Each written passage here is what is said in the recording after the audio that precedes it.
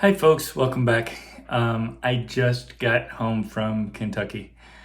Went out there, my uncle passed away, and I'm glad I went when I did. I left on a Friday, drove through the night, and got there about half an hour before the funeral during the visitation.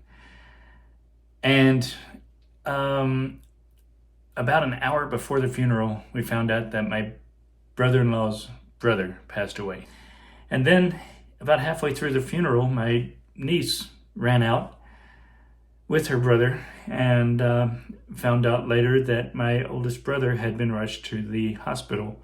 It ended up being bacterial and fungal pneumonia that they had to treat independently of each other. But at this point, he is at home recovering. I was thankfully able to go see him before I left, and I was able to see all of my siblings while I was there. It was so nice. And now back on my uncle's funeral, that was heartbreaking. It was, my cousin told me about what happened, and all the family was called in, and they were sitting around the bed. His great-granddaughter was there holding his hand and petting it. And then he looked at his wife and said, again, this is secondhand information, but said something like, "I'm really sorry I can't stick around." And a little while later, he very peacefully passed away.